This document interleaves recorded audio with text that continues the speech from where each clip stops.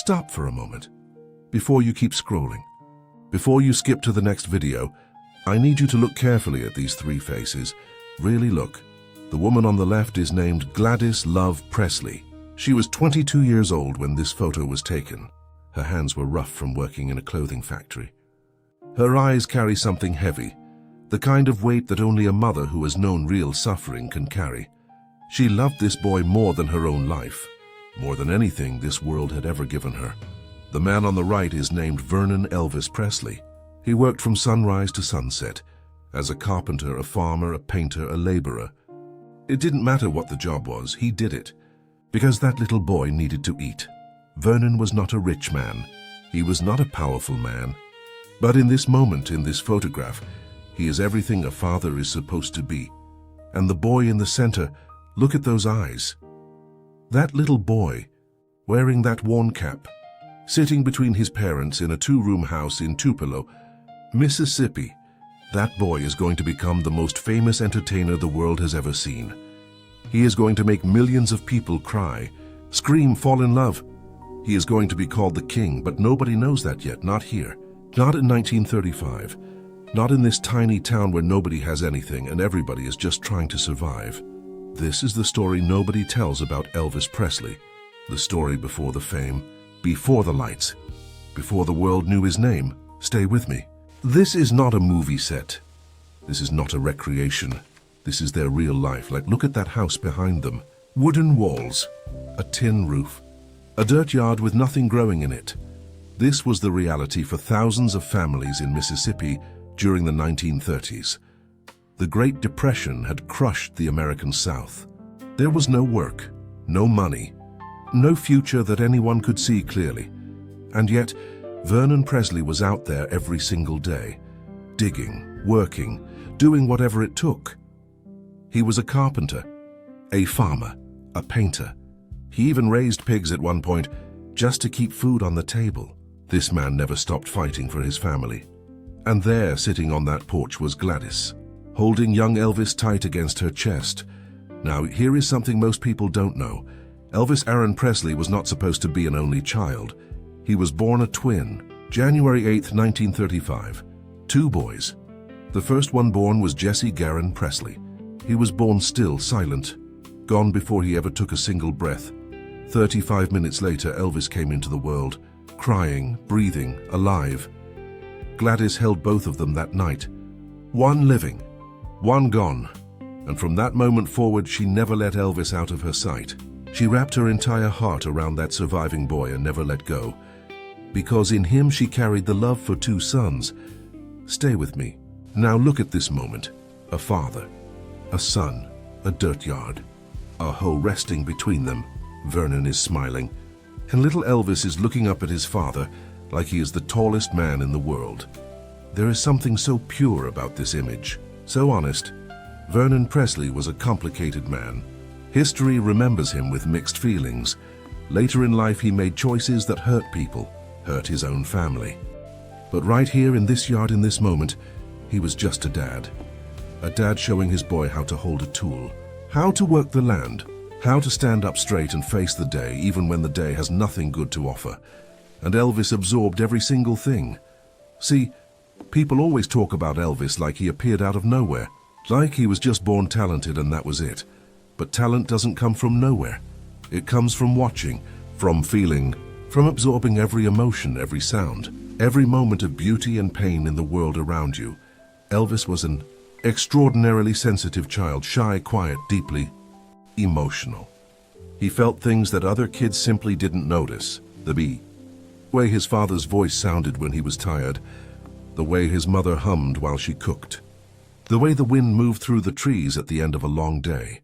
All of it went inside him, and it never left. That sensitivity, that deep, almost painful ability to feel everything, is exactly what would one day make the whole world stop and listen. Every Sunday morning was like this. The Presley family would get dressed in the best clothes. They had wine in, which wasn't much, and walked down the dirt road toward the church. Gladys carried Elvis, Vernon held the Bible. The Assembly of God Church in Tupelo was not a grand building. It had wooden benches, bare walls. and a small congregation of working people, poor people, who came together every week for the one thing that money could not take away from them: their faith. For the Presley family, church was not optional. It was not a tradition. It was survival. It was the one place where life made sense, where the weight of poverty, of struggle, of loss could be lifted, even if just for an hour. And inside that church, something was happening to young Elvis that would change the course of music history forever. He was hearing gospel, real gospel, raw gospel. The kind of gospel that doesn't ask you to sit still and be polite. People moved, people wept, people threw their hands in the air and let their bodies go. The music didn't just enter the ears, it entered the chest, the spine, the feet. Little Elvis sat there in those wooden pews with his eyes wide open. He wasn't just listening, he was learning. Learning that music is not decoration. Music is not entertainment. Music is something that happens between a human soul and the people in the room. That lesson, learned in a tiny church in Mississippi before he was even old enough for school, would never leave him. Look at this family, Gladys smiling, Vernon proud, and little Elvis, right there in his father's arms looking at the pastor with those big curious eyes. The Presley family was poor. Everyone around them was poor. But they were known. They were respected. They showed up every week together. In communities like this one, small, tight, struggling, that meant everything. Gladys was a woman of deep, unshakable faith. People who knew her described her as warm, generous, fierce. She would give the last thing she had to someone who needed it more. Vernon was quieter, more reserved. But he stood by his family. He kept showing up even when showing up was hard. And Elvis was watching all of it. The pastor's words, the way the adults greeted each other, the old women who sang in the front row, the deacons who clapped with their whole bodies. He was a child who noticed everything and said very little. His teachers at school would later remember him as almost invisible, painfully shy. The kind of kid you could forget was in the room. One of his childhood. Friends said, and I'm not making this up, nobody was more surprised by what Elvis became than the people who grew up with him, because nothing about that quiet little boy suggested what was coming. He had no instrument, no training, no stage, no audience. He only had everything that was being poured into him, the faith, the music, the love, the pain, filling him up slowly, like water rising in a jar. And one day that jar was going to overflow. And then the day came. Elvis Presley was around 10 years old. He stood up in front of the congregation in that small wooden church that had given his family so much. And he sang. Now I want you to imagine this moment. A skinny kid, worn clothes, no microphone, no stage lighting, no backing band, just a boy and his voice. And they say, the people who were there say, that when he opened his mouth, something changed in the room. It wasn't just that he could sing, lots of kids could sing, it was something else. Something underneath the notes. Something that made people go quiet, in a way they couldn't explain, because that voice carried everything. It carried the poverty of that two-room house on Old Saltillo Road. It carried Vernon's tired hands and Gladys's watchful eyes. It carried the ghost of Jesse Garin, the twin brother he lost before he ever knew him. The absence that had shaped his entire childhood without him even understanding how all of it came out in that voice. Vernon and Gladys stood right there beside him, clapping, crying, completely undone. Nobody in that room knew they were witnessing the beginning of something that would outlast all of them. That this boy would one day sell hundreds of millions of records. That his face would be on posters in every country on earth. That 50 years after his death, people would still be traveling to Tupelo, Mississippi, just to stand in front of that tiny two-room house and feel something.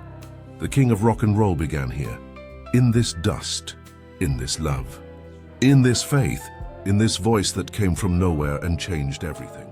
If this story touched something inside you, if these images made you feel something real, then do one thing for me right now. Hit that like button. That one simple gesture tells YouTube that this story matters.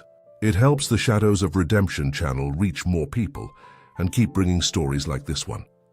Follow the channel too, because Elvis's story is just getting started.